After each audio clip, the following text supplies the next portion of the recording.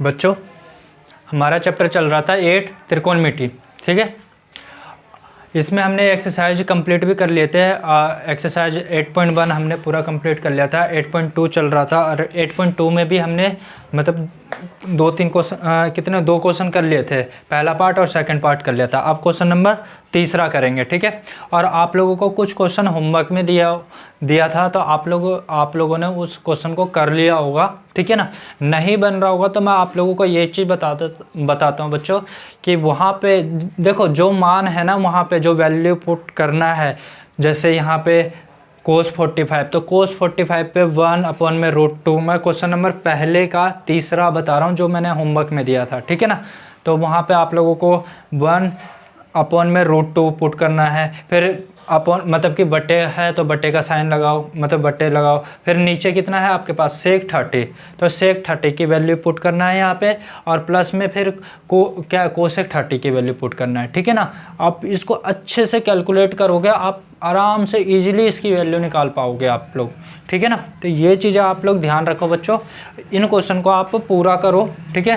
देखो कैलकुलेशन आपको अच्छे से आता है तो कोई दिक्कत नहीं आएगा। देखो अगर मैं सारे क्वेश्चन अगर मैं कंप्लीट करवाता हूँ तो आप प्रैक्टिस किस चीज़ की करोगे, फिर सारे क्वेश्चन तो हो ही जाएंगे, तो आपको भी तो प्रैक्टिस करना है, ठीक है ना। तो देखो आप जितना अच्छा प्रैक्टिस करोगे उतना अच्छा आप लोगों को समझ में आएगा, ठीक है। तो मैं देखो पहला क्वेश्चन हो गया था, दूसरा क्वेश्चन भी हो गया था, तीसरा क्वेश्चन मैं करवा रहा हूँ आप लोगों को। यहाँ पे तीसरा क्वेश्चन बोला गया है, यदि tan कितना दे रखा है, यदि tan, देखो सभी के पास बुक है, एनसीईआरटी सभी के पास बुक है, और इस वाले में मैं क्वेश्चन नंबर तीसरा पढ़ रहा हूँ। यदि tan a + b = √3 है, क्या है a + b √3 है, तो मैं यहाँ पे सिर्फ वैल्यू लिख लेता हूँ। क्वेश्चन नंबर तीसरा a + b ब्रैकेट में √3 कितना है, √3 है, और इसके बाद tan a - b = 1/√3 है, ठीक है ना। तो यहाँ पे tan की वैल्यू, ठीक है, ये आपके पास tan आ गया।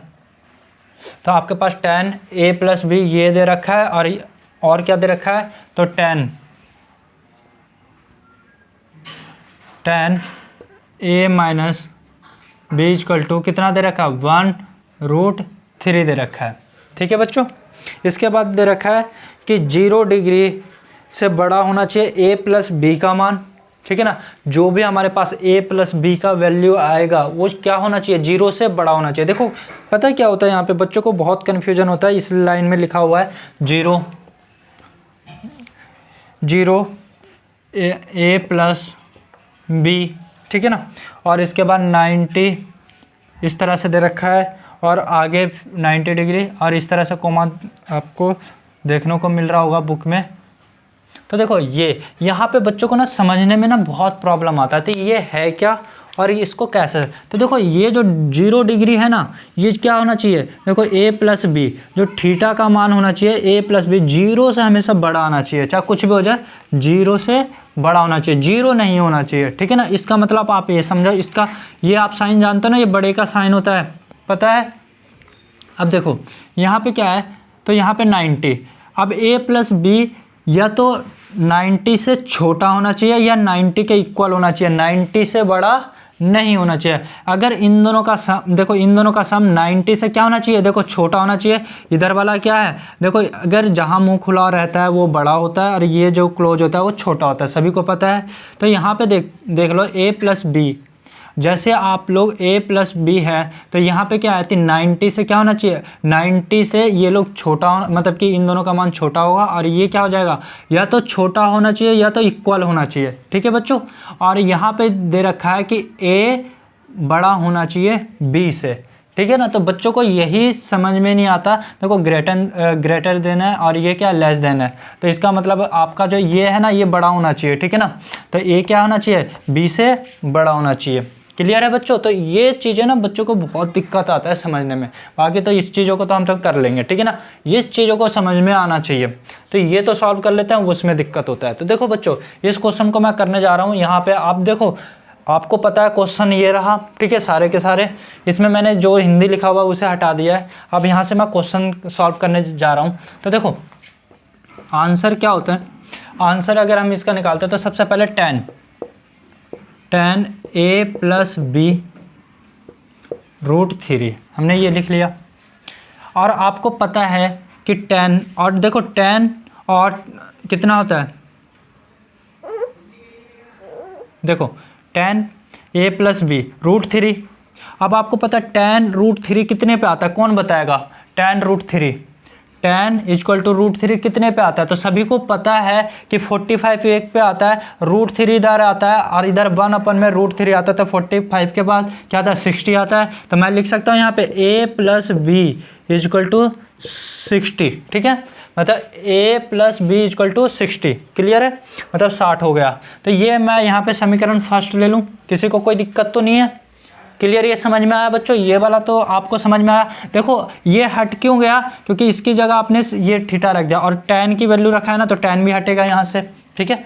और यहाँ पे tan a माइनस बी, तो मैं इस वाले वैल्यू को लेता हूँ, तो ये हमारे पास कितना आ जाता है, चूँकि हाँ tan a minus B equal to 1 में √3, और 1 में √3 बच्चों बताओ कितने पे होता है, 30 पे होता है। जब ये 60 पे होता है तो ये 30 पे होता है, तो मैं क्या लिखूँगा 1 minus B equal to 30 degree. किसी को कोई दिक्कत है, और ये आपका समीकरण सेकंड आ गया, कौन सा आ गया, समीकरण सेकंड आ गया, ठीक है बच्चों। अब आपको पता है कि ये और ये हमें a प्लस बी का ही मान निकालना है, लेकिन हमें यहाँ पे देखो a बड़ा होना चाहिए b से, ठीक है ना, ये चीज़ें ध्यान रखना। तो अब मेरे पास ये दो समीकरण आ गया। देखो बच्चों, आप लोगों ने तीसरा चैप्टर में सीखा होगा, या स्कूल में तीसरे चैप्टर में आप लोगों को सिखाया होगा कि कभी भी ऐसा समीकरण आता है तो विलोपन विधि बोलते हैं, इस तरह से, ठीक है ना। तो देखो समीकरण 1 और 2 से, अब देखो समीकरण 1 और 2 से नहीं, सॉरी 2 को जोड़ने पर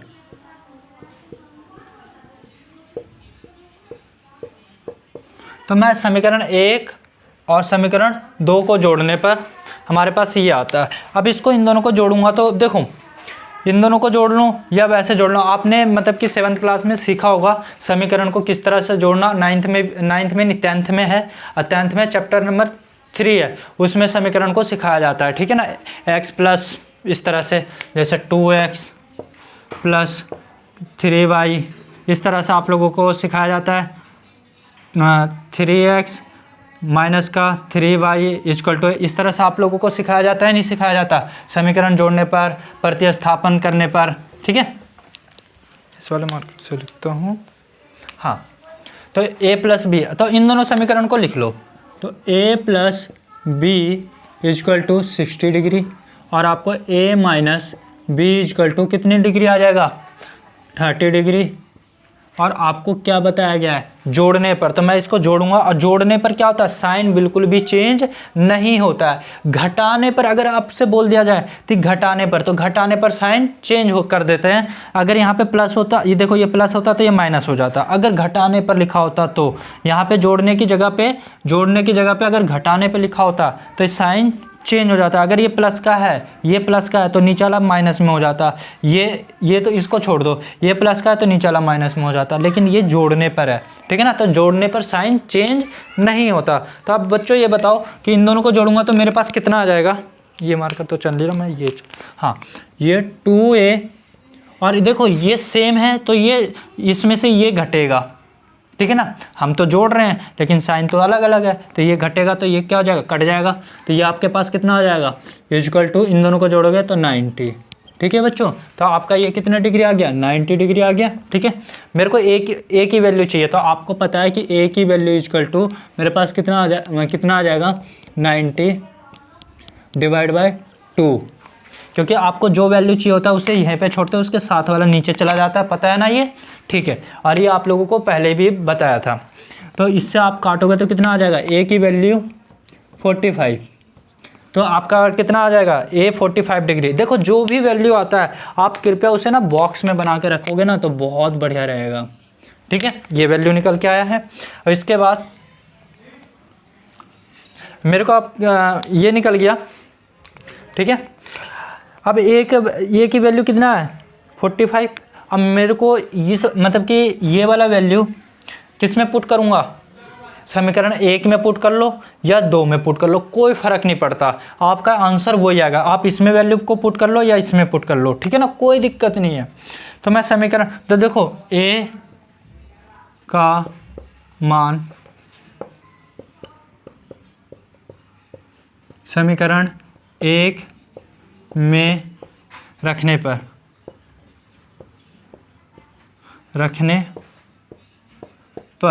अब देखो समीकरण a का मान मतलब a का मान किस में 1 में रखने पर a यही था आपके पास, यही है ना। तो मैं इसको लिख लूँ a plus B equal to 60 degree. a की वैल्यू क्या है तो 45 निकल के आया है, ठीक है बच्चों। b इक्वल टू 60, ठीक है। और आपको पता है कि मेरे को v निकालना है, और आपने देखा होगा कि कभी भी मेरे को मतलब कि मुझे ये वाले वैल्यू निकालना होता है तो ये वाला इसमें से माइनस करना पड़ेगा। तो मुझे b 60 डिग्री माइनस का 45, तो आपका क्या आ जाएगा b इक्वल टू कितना, आप इससे माइनस करोगे तो कितना आ जाएगा बच्चों बताओ, तो 15। कितना आ जाएगा 15। तो b की वैल्यू कितनी आ गई 15 निकल गया इससे। अब देखो आप इससे मैच करो, देखो इन दोनों को जोड़ोगे, देखो a और b को जोड़ोगे तो कितना आ जाएगा 60 आ जाएगा। देखो 60 आ रहा है और 0 से बड़ा है, और देखो 90 से छोटा है, इक्वल आता कोई दिक्कत नहीं था। लेकिन यहाँ पे a का वैल्यू क्या होना चाहिए था बड़ा, तो देखो a कितना है 45, तो देखो a इक्वल टू 45 है, और b कितना है आपके पास, तो b 15। तो बताओ बड़ा कौन होता है, ये बड़ा है, तो a की वैल्यू क्या है आपके पास 45 है, बड़ा है, और b क्या है आपके पास छोटा, ठीक है बच्चों। तो ये समझ में आ गया होगा आपको ये क्वेश्चन। देखो आपको पता है दिक्कत कहाँ आई होगी, सबसे पहले आपको अगर ये बनाने में है तो देखो ये सभी को पता है tan की वैल्यू ये होता है, यहाँ नहीं आया होगा, यहाँ पे भी नहीं। समीकरण को जोड़ने पर आपको दिक्कत आया होगा, अगर आपको ये भी अच्छे से समझ में आया होगा ना तो कोई दिक्कत नहीं है। देखो रीजन क्या है, तो कितने बच्चों को समीकरण जोड़ना आता है, घटाना आता है, कितने को नहीं आता। तो देखो अगर साइन, अगर ये देखो ये और ये साइन अलग अलग है तो मैं इसको जोड़ लेता हूँ। अगर यहाँ पे भी प्लस होता ना तो मैं यहाँ पे प्लस लिख करके ना समीकरण को क्या कर देता, घटा देता, ठीक है। अगर घटाता तो यहाँ पे कोई एक वैल्यू ऐसा आता तो यहाँ पे भी क्या होता माइनस होता या कोई एक वैल्यू होता इस तरह से। तो ये आप घटा करके या जोड़ करके आप वैल्यू को लिख सकते हो। लेकिन मैं आप लोगों को ये बता दूं कि अगर सेम है तो इसको जोड़ लो, कोई दिक्कत नहीं है। जोड़ा, ये 90 आ गया, ये कितना आ गया 2a आ गया, और आपके पास a की वैल्यू निकल के आ गया 45। इस देखो जो वैल्यू निकल के आता ना उसकी वैल्यू या तो इसमें पुट कर लो इसमें पुट कर लो, कोई दिक्कत नहीं है। और a का मान समीकरण 1 में रखने पर तो a plus B equal to कितना 60 है, मतलब 60 है। a की वैल्यू ये रहा 45, b इस तरह से। तो आप इसमें से इसमें माइनस करोगे तो b कितना निकल के आ जाएगा ये। और मैं आप लोगों को ये बता दूँ कि आपको थोड़ा सा दिक्कत इसमें मतलब अगर आपने ये चीज़ें पहले सीखी है तीसरा चैप्टर में, देखो तीसरा चैप्टर अभी करवाया नहीं हूँ, इस चैप्टर को मतलब का अच्छे तरह से करवाऊँगा तीसरा चैप्टर भी, उसमें भी सारी विधियाँ बताऊँगा कि किस विधि से कौन सा होता है। तो ये चीज़ आप समझना, ठीक है बच्चों। तो आपको ये क्लियर हो गया होगा। देखो क्वेश्चन नंबर 4 की बात करता हूँ। तो देखो 4 में सही और गलत की बात, सही और गलत है, तो इसको सत्य असत्य बताना है और कारण के सहित इसको मैं रब कर देता हूँ।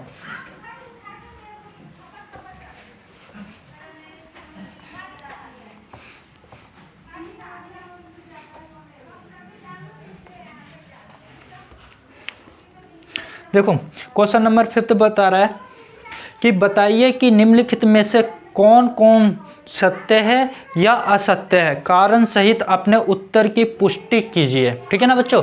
यहाँ पे क्वेश्चन में बताया गया था, आपके पास 4-5 क्वेश्चन मतलब कि पॉइंट वाइज दे रखा है, और इसके हिसाब से आपको ये क्वेश्चन ये बोल रहा है कि कौन कौन सा सत्य है या असत्य है।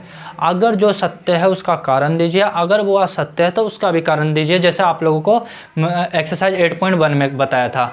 ये भी क्वेश्चन वैसा ही है, लेकिन आप समझेंगे, ठीक है। पहला क्वेश्चन दे रखा है साइन a प्लस बी। देखो पहला क्वेश्चन आपके पास है, जो पहला क्वेश्चन है आपके पास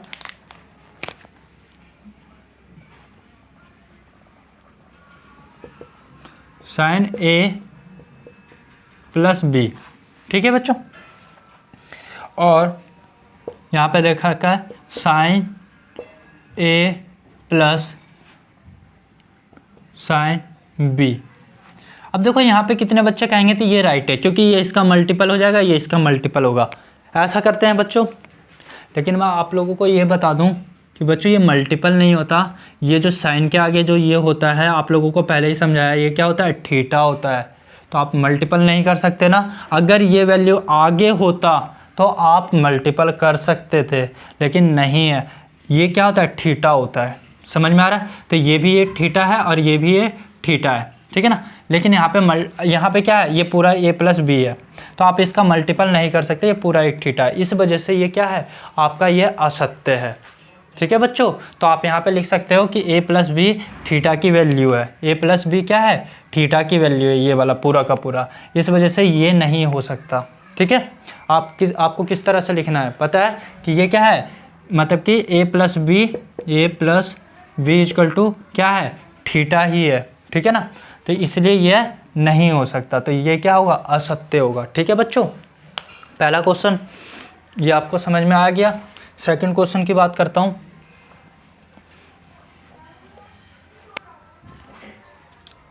तो सेकंड क्वेश्चन बोला गया है थीटा में वृद्धि होने के साथ साथ, क्वेश्चन नंबर 4 का सेकंड पार्ट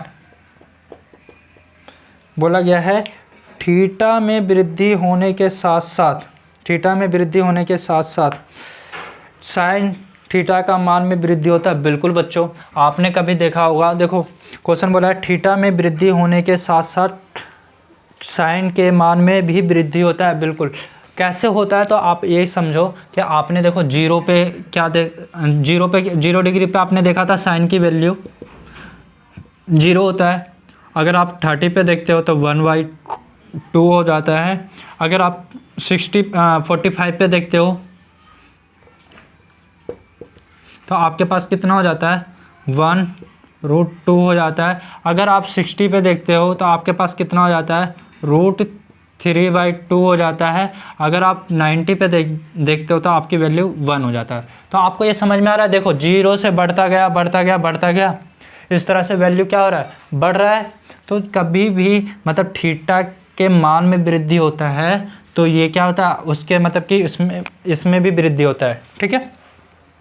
थीटा में भी क्या होता है, वृद्धि होता है। तो ये चीज़ें आप लोग ध्यान रखेंगे, थीटा की वैल्यू में भी क्या होगा, वृद्धि होगा।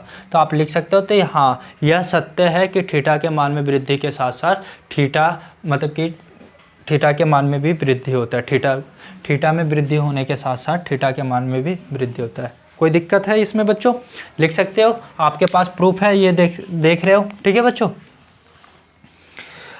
क्वेश्चन नंबर 3, थीटा में वृद्धि होने के साथ साथ कोस थीटा के मान में भी वृद्धि होता है। तो आपको पता है थीटा में वृद्धि होने के साथ साथ कोस थीटा के मान में भी वृद्धि होता है। नहीं बच्चों, आपको पता है कि कोस थीटा अगर आप देखते हो, अगर आप कोस थीटा देखते हो तो आपको पता है कि ये 1 होता है।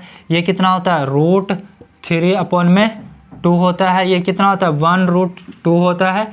और ये कितना हो जाता है आपके पास, तो आप जानते हो कि ये 1/2 हो जाता है। और ये कितना हो जाता है, 0। तो देखो 0 से 30, 30 से 45, 45 से 60, और ये कितना हो गया, 90 डिग्री।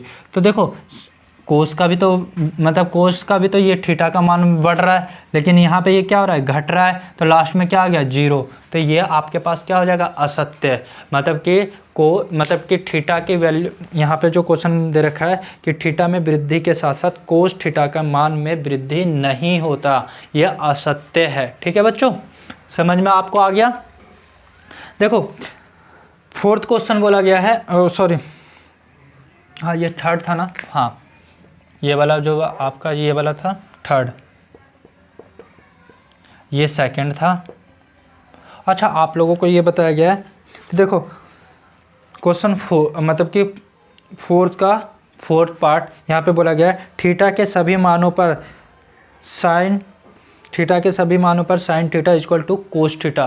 देखो थीटा के सभी मानों पर equal to sine theta cos theta, आप सभी लोग जानते हो। देखो चौथा पॉइंट जो दे रखा है, बोल रहा है कि sine theta equal to cos theta. और देखो सभी मानों पर होता है, नहीं होता। आपको पता है कि एक ही वैल्यू पे आता है, ये देखो 45 पे आता है ना। अगर बोलता 45 पे तो ये सत्य हो जाता, लेकिन इसने बोल दिया सभी मानों पर। क्या सभी मानों पर इक्वल है? सभी मानों पर इक्वल है? आप बता सकते हो नहीं ना। तो आप क्या लिखोगे, यह असत्य है कि मतलब कि सभी मानों पर ये इक्वल नहीं होता। ठीक है बच्चों, समझ में आपको आ रहा है? अब देखो इसका जो पांचवा पार्ट बोल रखा है, तो ए इक्वल टू कितना दे रखा है, पांचवा दे रखा है ए इक्वल टू 0 डिग्री पर कोट ए पर क्या परिभाषित नहीं है? तो देखो पर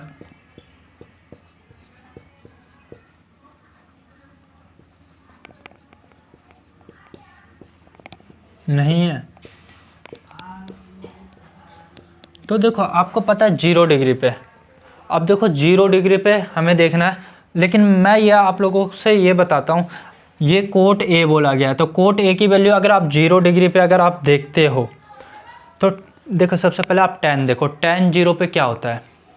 तो tan 0 के लिए साइन, तो ये देखो 0 और 1, अगर मैं इन दोनों को देखता हूँ यही होता है ना tan, पता है आप लोगों को। देखो तो ये आ जाता है 0, क्या आ जाता है? 0 ही होगा। लेकिन इसका उल्टा कर दो, इसका उल्टा कर दो तो ये कितना आ जाएगा? अगर आप इसके नीचे 1 होता है तो 1/0, इसका उल्टा हो जाएगा तो कोट हो जाएगा। और आपको पता है कि 1 ऊपर होता है नीचे 0 होता है, तो ये क्या हो जाता है? अपरिभाषित। और यहाँ पे बोला है अपरिभाषित नहीं है, तो ये भी आपका क्या हो जाएगा? असत्य।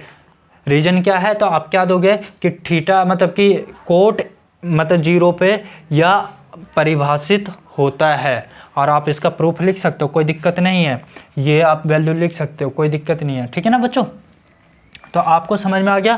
तो ये क्या है? अपरिभाषित है। ठीक है, अगर यहाँ पे tan देता तो वो क्या हो जाता?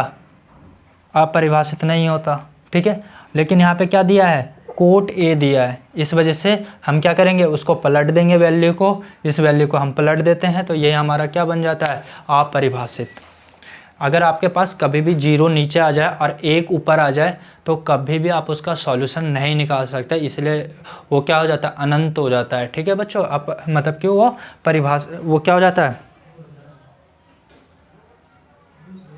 एक मिनट, इसका जो एक्सरसाइज में 8.2 सॉरी यहाँ पे क्या है? परिभाषित नहीं है। अगर आप परिभाषित होता, ये सत्य है बच्चों। रीजन क्या है?